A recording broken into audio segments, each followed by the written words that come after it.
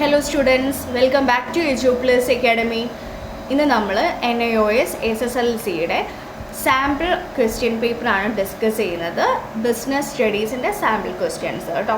അപ്പം ഈ ഒരു ക്ലാസ്സിൽ നമ്മൾ കവർ ചെയ്യുന്നത് നമുക്ക് എങ്ങനെയാണ് ബിസിനസ് സ്റ്റഡീസിൻ്റെ എക്സാം ക്വസ്റ്റ്യൻ പേപ്പർ ഫോർമാറ്റ് എങ്ങനെയാണ്, നമുക്ക് ഏതൊക്കെ ടൈപ്പ് ക്വസ്റ്റ്യൻസ് എത്ര മാർക്കിനൊക്കെയാണ് ചോദിക്കുന്നത് എന്നൊക്കെ നമുക്ക് മനസ്സിലാക്കാം. അതുപോലെ നമുക്ക് കുറച്ച് സാമ്പിൾ ക്വസ്റ്റ്യൻസും ആണ് നോക്കുന്നത് കേട്ടോ. ഓക്കെ, അപ്പോൾ നമുക്ക് എക്സാമിനേഷൻ ടോട്ടൽ മാർക്ക് എത്രയാണ്? മാക്സിമം മാർക്ക് 100 മാർക്സ് ആണ്. നമുക്ക് 3 മണിക്കൂറാണ് സമയമുള്ളത് എക്സാം എഴുതാൻ വേണ്ടിയിട്ട്. അപ്പോൾ ഇതിൽ നമുക്ക് 5 ടൈപ്പ് ക്വസ്റ്റ്യൻസ് ആണ് വരിക. അതിൽ നിങ്ങൾക്ക് MCQ ക്വസ്റ്റ്യൻസ് ഉണ്ടാവും, വെരി ഷോർട്ട് ആൻസർ ക്വസ്റ്റ്യൻസ് ഉണ്ടാവും, ഷോർട്ട് ആൻസർ ഉണ്ടാവും, ലോങ് ആൻസർ ക്വസ്റ്റ്യൻസ് ഉണ്ടാവും, വെരി ലോങ് ആൻസർ ക്വസ്റ്റ്യൻസ് ഉണ്ടാവും. ഈ ഒരു 5 ടൈപ്പ് ക്വസ്റ്റ്യൻസ് ആണ് നമുക്ക് ഉണ്ടാവുക. അപ്പോൾ ഇതിൽ MCQ questions, multiple choice questions നിങ്ങൾക്ക് 10 എണ്ണമാണ് ഉണ്ടാവുക.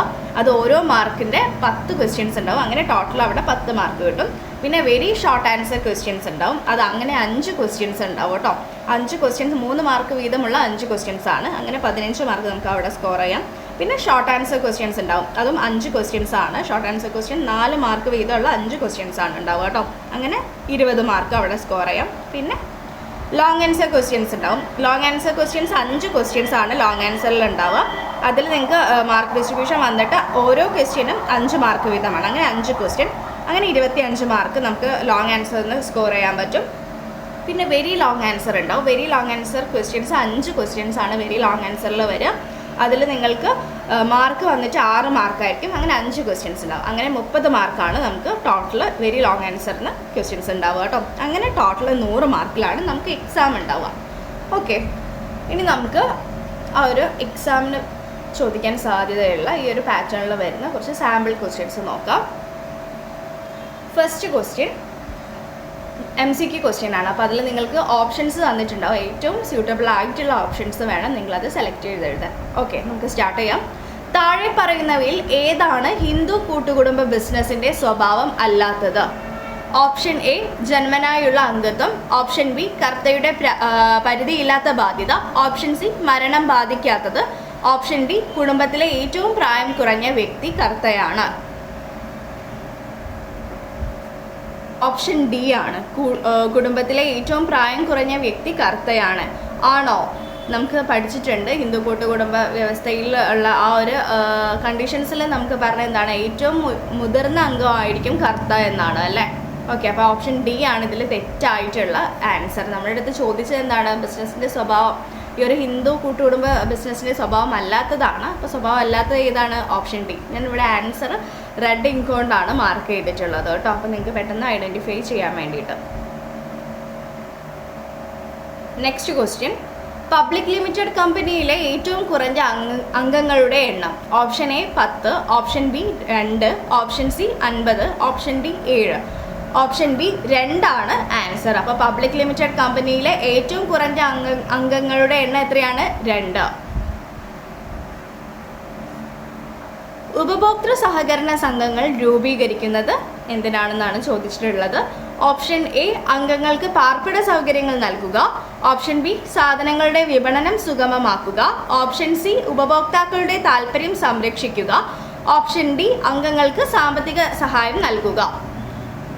ആൻസർ ഓപ്ഷൻ സി ആണ്, ഉപഭോക്താക്കളുടെ താല്പര്യം സംരക്ഷിക്കുക എന്നാണ് ആൻസർ. അപ്പോൾ ഉപഭോക്തൃ സഹകരണ സംഘങ്ങൾ രൂപീകരിക്കുന്നതിൻ്റെ ഒരാവശ്യകത എന്താണ്? ഉപഭോക്താക്കളുടെ താല്പര്യം സംരക്ഷിക്കുക. നെക്സ്റ്റ് ക്വസ്റ്റ്യൻ, താഴെ പറയുന്നവയിൽ ഏതാണ് വെയർഹൗസുകളുടെ പ്രവർത്തനമല്ലാത്തത്? പ്രവർത്തനമല്ലാത്തതാണ് നമ്മുടെ അടുത്ത് ചോദിച്ചിട്ടുള്ളത് കേട്ടോ.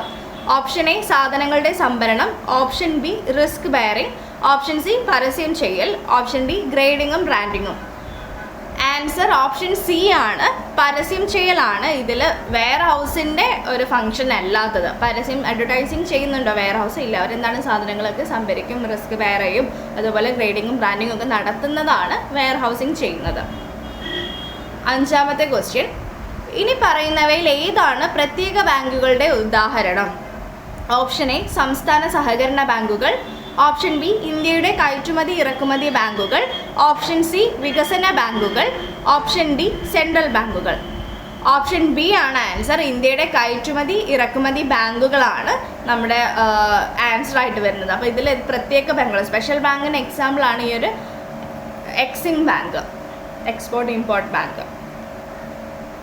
നെക്സ്റ്റ് ക്വസ്റ്റ്യൻ നോക്കാം. ഒരു ഉപഭോക്താവ് വിൽപ്പനക്കാരനിൽ നിന്ന് സാധനങ്ങളുടെ വിശദാംശങ്ങൾ അറിയാൻ ആഗ്രഹിക്കുന്നു. ഏത് തരത്തിലുള്ള കത്തായിരിക്കും അദ്ദേഹം എഴുതുക? ഓപ്ഷൻ എ ഉദ്ധരണി കത്ത്, ഓപ്ഷൻ ബി ബിസിനസ് അന്വേഷണ കത്ത്, option C order letter, option D പരാതി കത്ത്.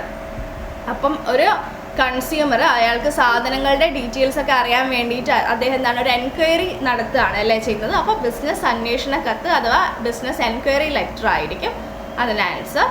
Next question. ഏത് വിൽപ്പന രീതിയിലാണ് വാങ്ങൽ വില ഗഡുക്കളായി നൽകുന്നത്?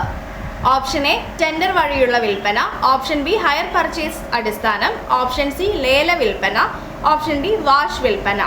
ഓപ്ഷൻ ബി ഹയർ പർച്ചേസ് അടിസ്ഥാനത്തിലുള്ളതാണ് നമ്മുടെ വിൽപ്പന രീതിയിൽ വാങ്ങലിൻ്റെ വില ഗഡുക്കളായിട്ട് അടയ്ക്കുന്നത്, ഹയർ പർച്ചേസിൻ്റെ അടിസ്ഥാനത്തിൽ.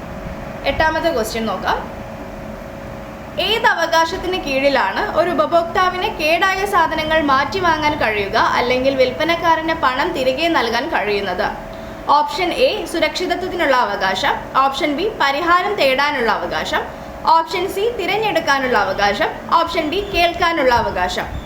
ആൻസർ ഓപ്ഷൻ ബി ആണ്, പരിഹാരം തേടാനുള്ള അവകാശമാണ്. നമ്മുടെ ഉപഭോക്താവിന് എന്തെങ്കിലും കേടായിട്ടുള്ള സാധനങ്ങൾ മാറ്റി വാങ്ങാൻ കഴിയുക അല്ലെങ്കിൽ വിൽപ്പനക്കാരന് പണം തിരികാൻ നൽകാൻ കഴിയുന്ന ഒരു സിറ്റുവേഷൻ എന്ന് പറയുന്നത് നമ്മുടെ ഒരു അവകാശം ഏതാണ്? പരിഹാരം തേടാനുള്ള അവകാശം, നമ്മുടെ റൈറ്റ് ടു സീക്ക് റിഡ്രസൽ ആണ് ആൻസർ. 9ാമത്തെ ക്വസ്റ്റ്യൻ. കരിയർ പ്ലാനിംഗ് ഉൾപ്പെടുന്നത് എന്താണെന്നാണ്, ഡാഷ് ആണ്, fill in the blanks question ആണ്. ഓപ്ഷൻ എ സ്വന്തമായി ഒരു ബിസിനസ് ആരംഭിക്കുക, ഓപ്ഷൻ ബി ഒരു കരിയറിൻ്റെ പോസിറ്റീവ് നെഗറ്റീവ് വശങ്ങളെക്കുറിച്ച് ഉചിതമായി ചിന്തിക്കുക, ഓപ്ഷൻ സി ജോലിയിൽ ചേരുന്നു, ഓപ്ഷൻ ഡി കരിയറിൽ മാറ്റങ്ങൾ വരുത്തുന്നു. അപ്പോൾ കരിയർ പ്ലാനിങ്ങിൻ്റെ ഒരു ഫംഗ്ഷനിൽ ഉൾപ്പെടുന്ന ഒരു കാര്യമാണ് നമുക്ക് ചോദിച്ചിട്ടുള്ളത്. എന്താണ്? ഓപ്ഷൻ ബി ഒരു കരിയറിൻ്റെ പോസിറ്റീവ് നെഗറ്റീവ് വശങ്ങളെക്കുറിച്ച് ഉചിതമായി ചിന്തിക്കുന്നതാണ് ഈ ഒരു കരിയർ പ്ലാനിങ്ങിൽ വരുന്നൊരു കാര്യം. നെക്സ്റ്റ് ക്വസ്റ്റ്യൻ നോക്കാം. 10ാമത്തെ ക്വസ്റ്റ്യൻ. ബിസിനസ് തിരഞ്ഞെടുക്കുമ്പോൾ സംരംഭകൻ മനസ്സിലാക്കേണ്ട കാര്യത്തിൽ പെടുന്നവ? ഓപ്ഷൻ എ ലാഭക്ഷമത, ഓപ്ഷൻ ബി റിസ്ക് ഉൾപ്പെട്ടിരിക്കുന്നു, ഓപ്ഷൻ സി ലാഭം, ഓപ്ഷൻ ഡി മുകളിലുള്ളവയെല്ലാം. അപ്പോൾ എന്താണ് ഒരു ബിസിനസ് തിരഞ്ഞെടുക്കുമ്പോൾ ആ ഒരു ഓണ്ടർപ്രണർ മനസ്സിലാക്കേണ്ടതായിട്ടുള്ളൊരു കാര്യത്തിൽ ഉൾപ്പെടുന്നത്? റിസ്ക് ഉൾപ്പെട്ടിരിക്കുന്നതെന്നാണ് നമ്മൾ ഏറ്റവും കൂടുതൽ മനസ്സിലാക്കേണ്ടത്. അതായത് റിസ്ക് ഫാക്ടറാണ് അല്ലെങ്കിൽ റിസ്ക് എലമെൻറ്റ്സ് ആണ് നമ്മളൊരു ബിസിനസ് സ്റ്റാർട്ട് ചെയ്യുമ്പോൾ നമ്മൾ ഏറ്റവും കൂടുതൽ മനസ്സിലാക്കിയിരിക്കേണ്ട ഒരു കാര്യം.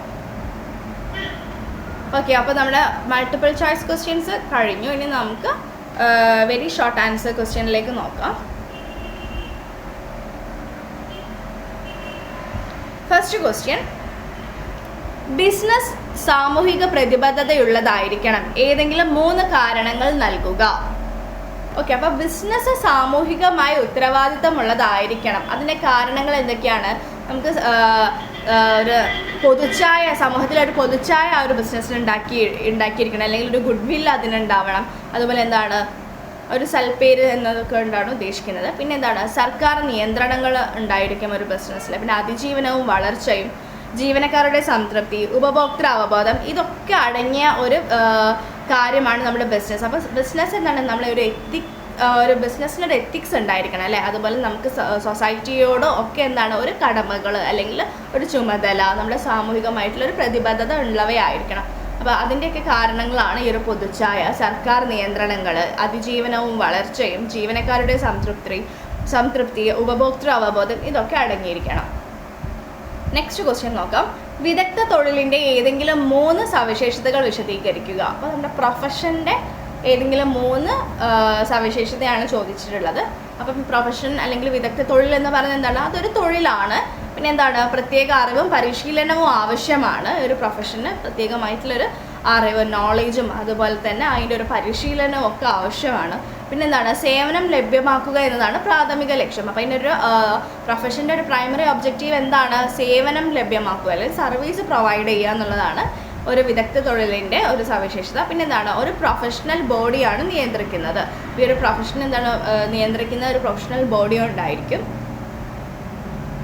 നെക്സ്റ്റ് ക്വസ്റ്റ്യൻ നോക്കാം. 13ാമത്തെ ക്വസ്റ്റ്യൻ, പങ്കാളിത്ത വ്യാപാരത്തിൻ്റെ സവിശേഷതകൾ എഴുതുക.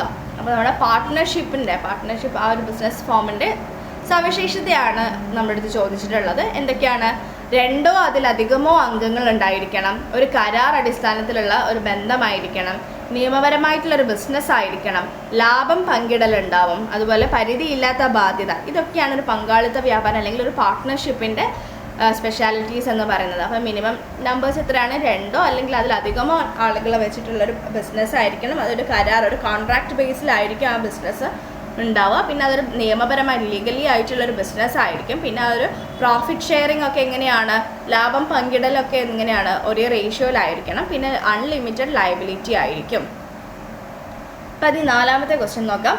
എന്താണ് ജോയിന്റ് സ്റ്റോക്ക് കമ്പനി? അതിൻ്റെ 3 സവിശേഷതകൾ വിശദീകരിക്കുക. കമ്പനി എന്ന് പറയുകയാണെങ്കിൽ എന്താണ്? ഒരു പ്രത്യേക വ്യാപാരം തുടങ്ങുന്നതിനായിട്ട് അല്ലെങ്കിൽ തുടങ്ങുന്നതിനായി മുതൽ മുടക്ക് നടത്തി വ്യക്തികൾ സ്വമേധയാ സംഘടിച്ച് രൂപീകരിക്കുന്നവയാണ് നമ്മുടെ ജോയിന്റ് സ്റ്റോക്ക് കമ്പനി എന്ന് പറയാം. ഇപ്പോൾ ജോയിന്റ് സ്റ്റോക്ക് കമ്പനിയുടെ പ്രത്യേകതകൾ എന്തൊക്കെയാണ് അല്ലെങ്കിൽ സവിശേഷതകൾ എന്തൊക്കെയാണ്? ജോയിന്റ് സ്റ്റോക്ക് കമ്പനിക്ക് നമുക്ക് എന്താണ്? ഒരു ലിമിറ്റഡ് ലയബിലിറ്റി ആയിരിക്കും ഉണ്ടാവുക. അംഗങ്ങളുടെ ബാധ്യതയൊക്കെ എങ്ങനെയാണ്? അവരെടുത്തിട്ടുള്ള ഓഹരികളുടെ വിലയിൽ ലിമിറ്റഡ് ആയിരിക്കും. അതുപോലെ തന്നെ എന്താണ്? വലിയ പെയ്ഡപ്പ് ക്യാപിറ്റൽ അല്ലെങ്കിൽ ഭീമമായ മൂലധനമായിരിക്കും ഉണ്ടാവുക. പിന്നീട് തുടർച്ചയായ നിലനിൽപ്പൊക്കെ ജോയിന്റ് സ്റ്റോക്ക് കമ്പനിക്ക് ഉണ്ടാവും. പിന്നെ നമ്മുടെ ഇന്ത്യയിലെ കമ്പനികളെയൊക്കെ നിയന്ത്രിക്കുന്നത് ഏത് ആക്ട് പ്രകാരമാണ്? 1956 ഇന്ത്യൻ കമ്പനീസ് ആക്ട് പ്രകാരമാണ്. അപ്പോൾ ഈ നിയമപ്രകാരം രൂപീകരിച്ചിട്ട് രജിസ്റ്റർ ചെയ്തിട്ടുള്ള ഒരു കമ്പനിയാണ് ജോയിന്റ് സ്റ്റോക്ക് കമ്പനി. അപ്പം എന്തൊക്കെയാണ് സവിശേഷത എന്ന് പറയുമ്പം? കൃത്രിമ നിയമപരമായ വ്യക്തിയായിരിക്കും ഒരു ജോയിന്റ് സ്റ്റോക്ക് കമ്പനി. പിന്നെ ശാശ്വതമായിട്ടുള്ളൊരു പിന്തുടർച്ചയുണ്ടാവും. പിന്നെ എന്താണ്? പരിമിതമായിട്ടുള്ള ബാധ്യതയായിരിക്കും. പിന്നെ പൊതുമുദ്ര. ഇതൊക്കെയാണ് ജോയിന്റ് സ്റ്റോക്ക് കമ്പനിയുടെ സവിശേഷതകൾ. നെക്സ്റ്റ് ക്വസ്റ്റ്യൻ, മൾട്ടിപ്പിൾ ഷോപ്പിൻ്റെ ഏതെങ്കിലും 2 ഗുണങ്ങളും 2 പരിമിതികളും വിശദീകരിക്കുക.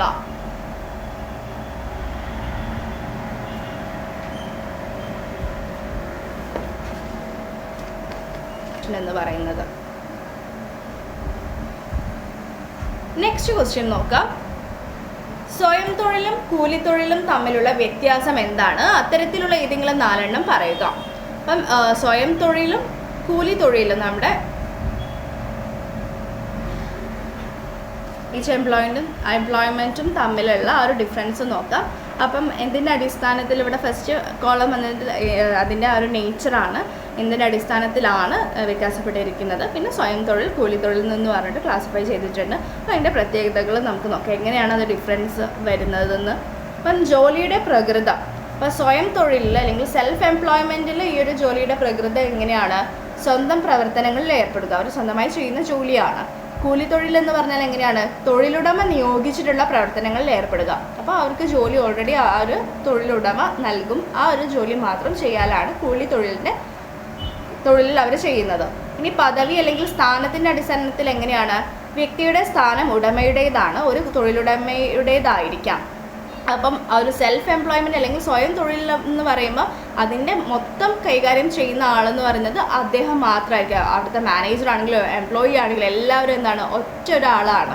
അപ്പോൾ അയാളുടെ റോള് അല്ലെങ്കിൽ അയാളുടെ സ്ഥാനം എന്ന് പറയുന്നത് എന്താണ്? ഒരു തൊഴിലുടമയുടെ സ്ഥാനമാണ് സ്വയം തൊഴിലുള്ള തൊഴിലാളിക്ക് ഉണ്ടാവുക. കൂലിത്തൊഴിലിലോ വ്യക്തിയുടെ സ്ഥാനം ഒരു ജീവനക്കാരൻ്റേതാണ്. അപ്പോൾ അദ്ദേഹം എന്താണ്? അവിടെ കൂലിക്ക് ജോലി ചെയ്യുന്ന ആളായതുകൊണ്ട് അവരുടെ സ്ഥാനം എന്ന് പറയുന്നത് ഒരു ജോലിക്കാരൻ്റെ സ്ഥാനമായിരിക്കും. വരുമാനം എങ്ങനെയാണ്? വരുമാനം സ്വയം തൊഴിലിൻ്റെ കാര്യത്തിൽ വരുമാനം സ്ഥിരമായിട്ടുള്ളതല്ല, ഇത് ഉടമയുടെ കഴിവിനെ ആശ്രയിച്ചിരിക്കുന്നു. ഇപ്പോൾ അദ്ദേഹം എന്താണ്? സ്വയം തൊഴിൽ ചെയ്യുന്ന ഒരു വ്യക്തി എന്ന് പറയുമ്പോൾ അദ്ദേഹം ഇപ്പോൾ ഒരു പ്രൊഡക്റ്റ് അല്ലെങ്കിൽ നമ്മളിപ്പോൾ നെയിം ബോർഡ് എടുക്കട്ടെ. അപ്പോൾ നെയിം ബോർഡൊക്കെ ഉണ്ടാക്കുന്ന ആളാണെന്ന് വിചാരിക്കുക, വീട്ടിലേക്കുള്ള നെയിം ബോർഡ് കാര്യങ്ങളൊക്കെ ഉണ്ടാക്കുന്ന ആളാണെന്ന് വിചാരിക്കുക. അപ്പോൾ അദ്ദേഹത്തിൻ്റെ ഒരു വരുമാനം എന്ന് പറയുന്നത് അദ്ദേഹത്തിന് എന്താണ്? ഇങ്ങനെ ഓർഡേഴ്സ് കിട്ടുന്നതിനനുസരിച്ചായിരിക്കും അദ്ദേഹം വർക്ക് ചെയ്യുക. അപ്പോൾ അതിനനുസരിച്ചുള്ള പ്രോഫിറ്റ് ആയിരിക്കും അദ്ദേഹത്തിന് ഉണ്ടാവുകയെന്ന് വിചാരിക്കാം. അപ്പോൾ എന്താണ്? ഇപ്പോൾ ഇൻ കേസ് അദ്ദേഹത്തിന് അധികം ജോലിയില്ല, അദ്ദേഹത്തിന് നെയിം ബോർഡ് അടിക്കാനില്ല, അങ്ങനെ ഒരു വർക്ക് അയാൾക്ക് ഇല്ലെങ്കിൽ അയാൾക്ക് എന്താണ്? പ്രോഫിറ്റ് ഉണ്ടാവുമോ അല്ലെങ്കിൽ അദ്ദേഹത്തിന് വേണ്ട ഒരു വരുമാനം അദ്ദേഹത്തിന് കിട്ടുമോ? അപ്പോൾ അതെന്താണ്? അത് സ്റ്റാറ്റിക് ആയിട്ടുള്ളൊരു കാര്യമല്ല, ഒരു സ്വയം തൊഴിലില്ല. അപ്പോൾ അദ്ദേഹം കൂടുതൽ വർക്ക് ചെയ്യുമ്പോൾ കൂടുതൽ ഏൺ ചെയ്യാൻ പറ്റും, അല്ലെങ്കിൽ അദ്ദേഹത്തിന് വർക്കില്ലാത്തപ്പോൾ അദ്ദേഹത്തിന് ക്യാഷ് കിട്ടുന്നില്ല. അപ്പം വരുമാനം സെൽഫ് എംപ്ലോയ്മെൻറ്റിൻ്റെ കേസിൽ സ്ഥിരമായിട്ടുള്ളതല്ല. കൂലിത്തൊഴിലിൻ്റെ കേസിൽ എന്താണ്, ജോലി ചെയ്യുന്ന വ്യക്തിയുടെ വരുമാനം നിശ്ചയിച്ചിട്ടുണ്ട്, തൊഴിലുടമ തീരുമാനിക്കുകയാണെങ്കിൽ അത് വർദ്ധിപ്പിക്കാം. അപ്പം ഇത് എന്താണെന്ന് വെച്ചാൽ കൂലിത്തൊഴിൽ, ആ ഒരു ജോലി ചെയ്യുന്ന അദ്ദേഹം ജോലി ചെയ്തിട്ടുണ്ടോ, അദ്ദേഹത്തിന് കൂലി ഉറപ്പാണ്. അപ്പോൾ അദ്ദേഹത്തിന് ഇപ്പം ഡെയിലി ഇപ്പോൾ ഒരു 1000 രൂപയ്ക്കാണ് ജോലി ചെയ്യുന്നുണ്ടെങ്കിൽ അദ്ദേഹം ജോലി ചെയ്ത് വൈകുന്നേരം പോകുന്നതിനുള്ളിലായിട്ട് അദ്ദേഹത്തിൻ്റെ ക്യാഷ് അദ്ദേഹത്തിന് കിട്ടിയിരിക്കും. ഓക്കെ, അപ്പോൾ ജോലി ചെയ്താൽ കൂലി ഉറപ്പാണ്. അപ്പോൾ എന്താണ്, ഇൻ കേസ് അദ്ദേഹത്തിൻ്റെ തൊഴിലുടമ അദ്ദേഹത്തിന് കൂലി കുറച്ചുകൂടെ വർദ്ധിപ്പിച്ച് കൊടുക്കുക അല്ലെങ്കിൽ കൂട്ടി കൊടുക്കാൻ ഉദ്ദേശിക്കുന്നുണ്ടെങ്കിൽ അദ്ദേഹത്തിന് അങ്ങനെ കിട്ടുകയും ചെയ്യും. ഓക്കെ, ഇനി റിസ്കിൻ്റെ കാര്യത്തിൽ എങ്ങനെയാണ്, ചില സമയങ്ങളിൽ എപ്പോഴും നഷ്ടസാധ്യതയുണ്ട്, ചില സമയങ്ങളിൽ വരുമാനം കുറഞ്ഞേക്കാം. അപ്പം സ്വയം തൊഴിൽ അല്ലെങ്കിൽ സെൽഫ് എംപ്ലോയ്മെൻറ്റിൻ്റെ കേസിൽ എന്താണ് റിസ്ക് എന്ന് പറഞ്ഞാൽ എന്താണ്, അദ്ദേഹത്തിന് കുറച്ച് റിസ്ക് ഉണ്ട് അല്ലേ. അപ്പോൾ സ്വന്തമായിട്ട് തുടങ്ങുന്ന ഒരു കാര്യത്തിന് എന്താണ് അദ്ദേഹം റിസ്ക് എടുക്കേണ്ട ആവശ്യം വരും. അപ്പോൾ എന്താണ്, ചിലപ്പോൾ എന്താ നഷ്ടത്തിലായിരിക്കും നമ്മുടെ ബിസിനസ് എന്ന് പറയുന്നത്, അല്ലെങ്കിൽ ചില സമയത്ത് വരുമാനമൊക്കെ എന്താണ് കുറഞ്ഞേക്കാം. അപ്പോൾ ആ ഒരു റിസ്ക് അദ്ദേഹം എടുക്കാൻ ബാധ്യസ്ഥനാണ്. കൂലിത്തൊഴിലിൻ്റെ കേസിൽ എങ്ങനെയാണ്, ജീവനക്കാരൻ ജോലിയിൽ തുടരുന്നിടത്തോളം റിസ്ക് വരുമാനമില്ല. അപ്പം അദ്ദേഹത്തിന് എന്താണ് കൂലിത്തൊഴിലിൻ്റെ കേസിൽ എന്താണ്, അദ്ദേഹം ജോലിയിൽ ഏർപ്പെടുന്നിടത്തോളം കാലം അദ്ദേഹത്തിന് പ്രത്യേകിച്ചൊരു റിസ്ക് എലമെൻറ്റ് അവിടെ ഫേസ് ചെയ്യേണ്ടതായിട്ട് ഇല്ല. ഓക്കെ,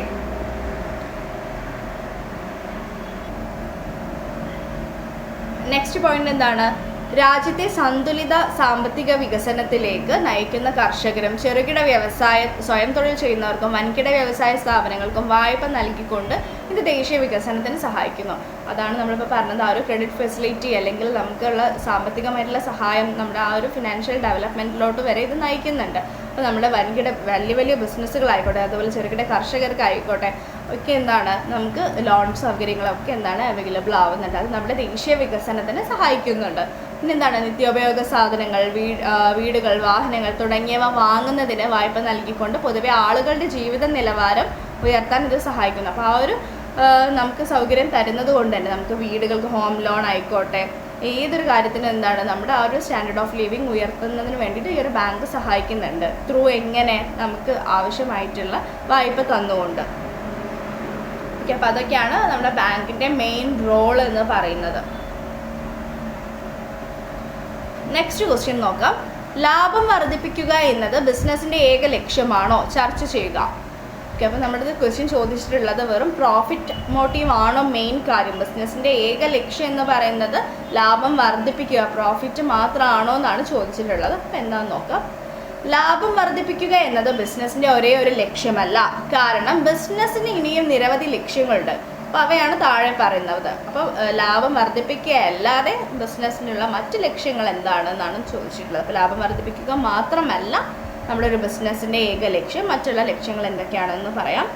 ഉപഭോക്താക്കളുടെ സൃഷ്ടി. അപ്പോൾ ഉപഭോക്താക്കളെ സൃഷ്ടിക്കുക എന്നതും കൂടെ എന്താണ് ഒരു ബിസിനസ്സിൻ്റെ ഒരു ലക്ഷ്യം തന്നെയാണ്, അല്ലെങ്കിൽ ബിസിനസ്സിൻ്റെ ഒരു ഒബ്ജക്റ്റീവാണ് ഒരു ഉപഭോക്താക്കളെ സൃഷ്ടിക്കുക. അപ്പോൾ നല്ല ഉപഭോക്താക്കൾ അല്ലെങ്കിൽ നല്ലൊരു കൺസ്യൂമേഴ്സ് നമുക്ക് ഉണ്ടെങ്കിൽ എന്താണ് നമ്മുടെ ആ ഒരു പ്രൊഡക്റ്റ് എന്തുമായിക്കോട്ടെ നമ്മൾ മാർക്കറ്റിൽ ഇറക്കുന്നത് അതിന് അത്രയും കൺസ്യൂമേഴ്സ് ഉണ്ടെങ്കിൽ ആ ഒരു ബിസിനസ് റൺ ചെയ്ത് ലോങ് റണ്ണിൽ ആ ബിസിനസ്സിന് സക്സസ് ഉണ്ടാവും.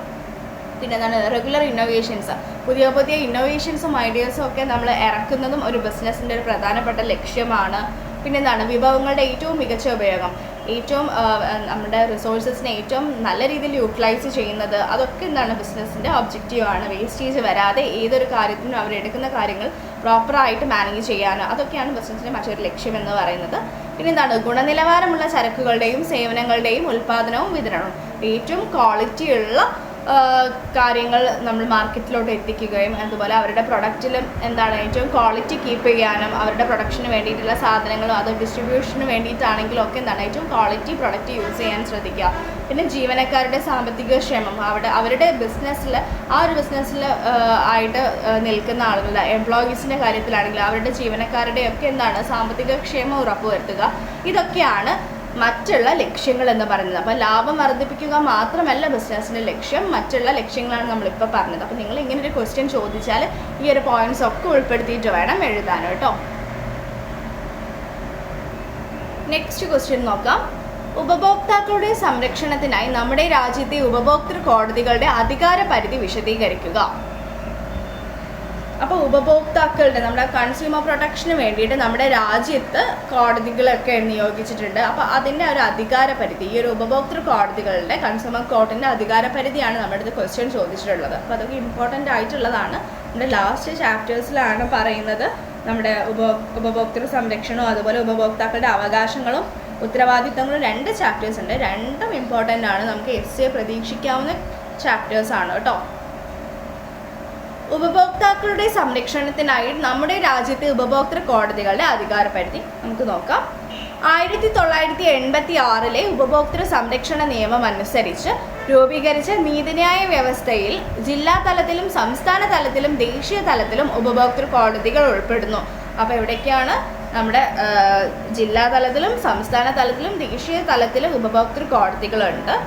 ജില്ലാ ഫോറം, സംസ്ഥാന ഉപഭോക്തൃ തർക്ക പരിഹാര കമ്മീഷൻ, സംസ്ഥാന commission, national consumer deputies redressal commission, national commission എന്നിങ്ങനെയാണ് ഇവ അറിയപ്പെടുന്നത്. ഇതൊരു വ്യക്തിഗത ഉപഭോക്താവിനും അല്ലെങ്കിൽ ഉപഭോക്താക്കളുടെ സംഘടനയ്ക്കും ചരക്കുകളുടെ മൂല്യം അനുസരിച്ച് ജില്ലാ, സംസ്ഥാന അല്ലെങ്കിൽ ദേശീയതല ഫോറത്തിൽ രേഖാമൂലം പരാതി നൽകാം. എന്തെങ്കിലും ഉണ്ടെങ്കിൽ നഷ്ടപരിഹാരവും ആവശ്യപ്പെടാം. ക്ലെയിം ചെയ്ത നഷ്ടപരിഹാരത്തിൻ്റെ ചരക്കുകളുടെയോ സേവനങ്ങളുടെയോ മൂല്യം രൂപയിൽ കവിയാത്ത എല്ലാ പരിധികളിലും കൈകാര്യം ചെയ്യാൻ ജില്ലാ ഫോറത്തിന് അധികാരമുണ്ട്.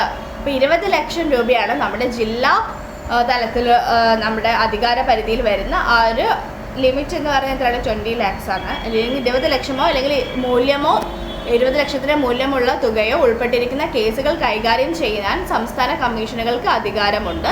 20 ലക്ഷം എന്നാൽ രൂപയിൽ കവിയരുത്. 1 കോടി ജില്ലാ ഫോറത്തിൻ്റെ ഉത്തരവുകൾക്കെതിരായ അപ്പീലുകളും ഈ സംസ്ഥാന കമ്മീഷൻ കൈകാര്യം ചെയ്യുന്നു.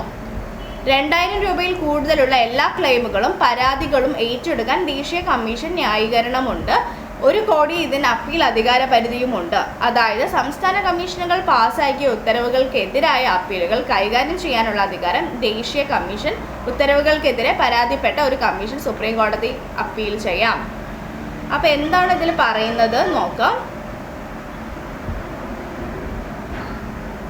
പറയുന്നത് But district forum has a jurisdiction to deal with all complaint where the value of the good or services of the compensation claim does not exceed 20 lakhs. 20 ലക്ഷത്തിൽ കുറയാത്ത കാര്യങ്ങൾ ക്ലെയിം ചെയ്തെടുക്കാവുന്നത് എവിടെയാണ്? നമ്മുടെ ജില്ലാ കോർട്ടിലാണ്, നമ്മുടെ ഡിസ്ട്രിക്ട് കോർട്ടിലാണ്, ഡിസ്ട്രിക്ട് ഫോറത്തിലാണ് നമ്മുടെ ഈ ഒരു ലിമിറ്റ് വരുന്നത്. 20 lakhsൻ്റെ ബിലോ ആയിട്ടുള്ള ഗുഡ്സ് ആൻഡ് സർവീസസ് ആ ഒരു വർത്ത് വരുന്ന നമുക്ക് അവിടെ ക്ലെയിം ചെയ്തെടുക്കാം. പിന്നെ എന്താണ്? State commissioners empowered to deal with cases where the value of amount involved exceed ₹20 lakh but does not exceed 1 crore. അപ്പോൾ സ്റ്റേറ്റ് ലെവലിൽ എങ്ങനെയാണ്? 20 ലക്ഷത്തിൽ കൂടിയതും അതുപോലെ 1 കോടിയിൽ കൂടാത്തതുമായിട്ടുള്ള കേസസ് ഡീൽ ചെയ്യുന്നതാണ് സ്റ്റേറ്റ് ലെവലിൽ. ഓക്കെ.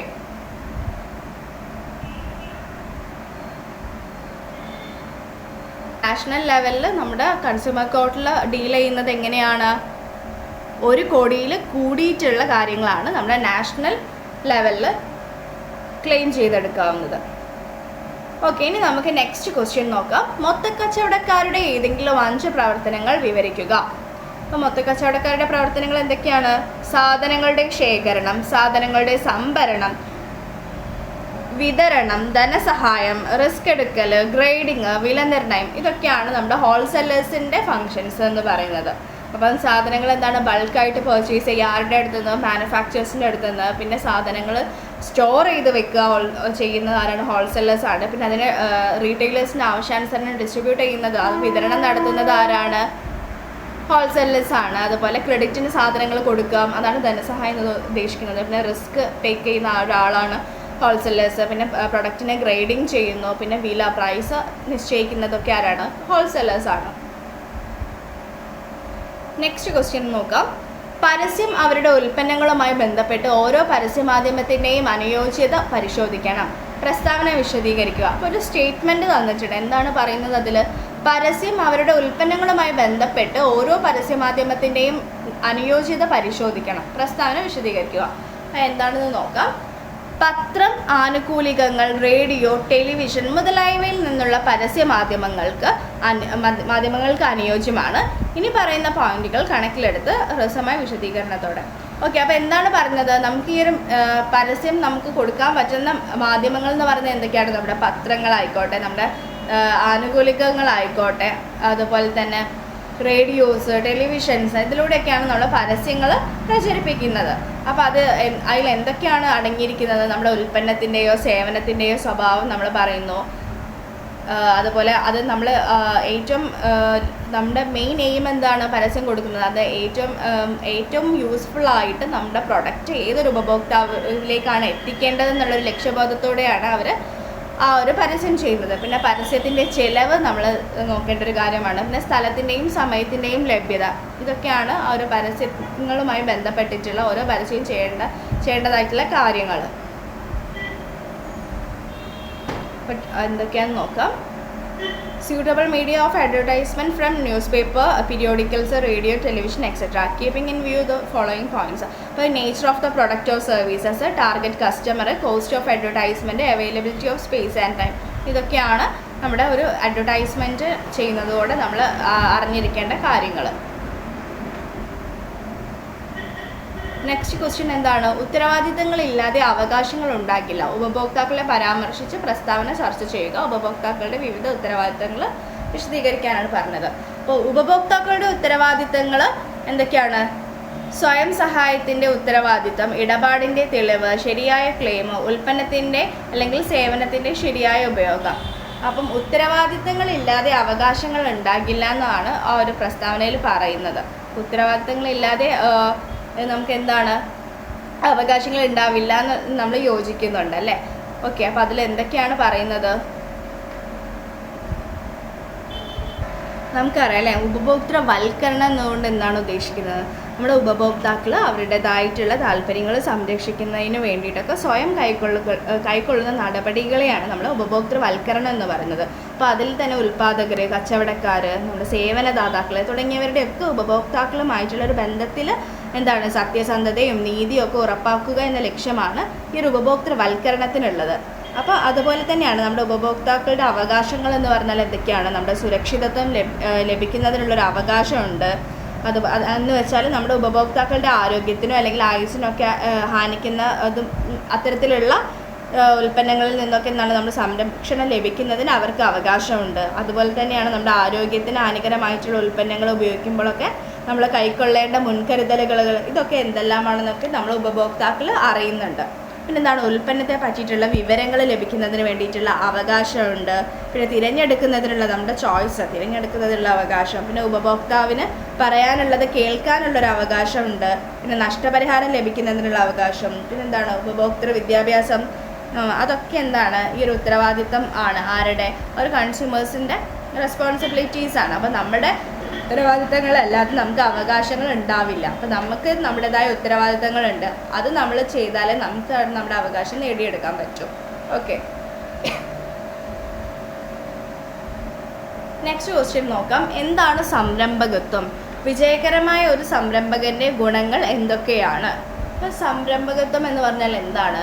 സംരംഭകത്വം എന്നത് ഒരു സംരംഭകനാകാനുള്ള പ്രവർത്തനമാണ്. നവീനതകളെ സാമ്പത്തിക ചരക്കുകളാക്കി മാറ്റാനുള്ള ശ്രമത്തിൽ നൂതന ആശയങ്ങൾ, ധനകാര്യം, ബിസിനസ്, മിടുക്ക് എന്നിവ ഏറ്റെടുക്കുന്ന ഒരാളായി ഇതിനെ നിർവചിക്കാം.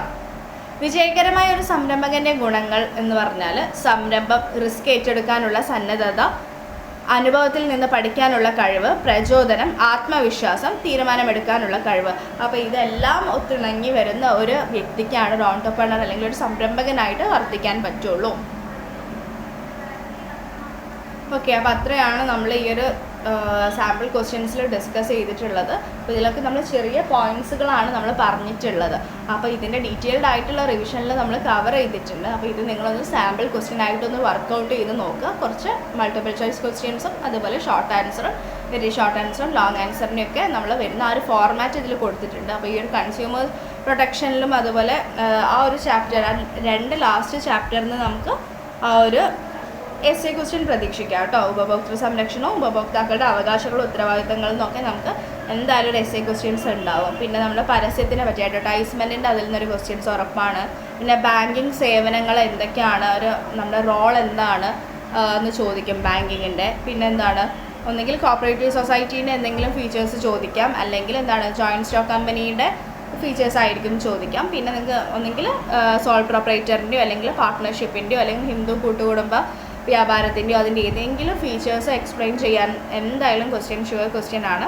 പിന്നെ നമ്മുടെ ഫസ്റ്റ് ചാപ്റ്ററിൽ നിന്നുള്ള ആ ഒരു വ്യാപാരത്തിൻ്റെ സ്വഭാവവും വ്യാപ്തിയും ആ ഒരു ചാപ്റ്ററിൽ നിന്ന് വരുന്ന ഒന്നെങ്കിൽ വ്യാപാരം ഡിഫൈൻ ചെയ്യാൻ ക്വസ്റ്റ്യൻ ഉണ്ടാവും. പിന്നെ സെൽഫ് എംപ്ലോയ്മെൻറ്റും വേജ് എംപ്ലോയ്മെൻറ്റും പിന്നെ പ്രൊഫഷനൊക്കെ ആയിട്ടുള്ള ഡിഫറൻസസ്, അങ്ങനത്തെ ചോദ്യങ്ങളൊക്കെ നമുക്ക് എക്സ്പെക്റ്റ് ചെയ്യാവുന്നതാണ് കേട്ടോ. അപ്പോൾ ഈ ഒരു ഞാൻ പറഞ്ഞ ഏരിയാസ് എന്തായാലും കവർ ചെയ്യുക. നമുക്ക് എന്തായാലും പ്രതീക്ഷിക്കാവുന്ന ചോദ്യങ്ങൾ അതിൽ നിന്ന് എന്തായാലും വരും കേട്ടോ. അപ്പോൾ എല്ലാവരും നല്ല രീതിയിൽ എക്സാമിന് പ്രിപ്പയർ ചെയ്യാം. Thank you.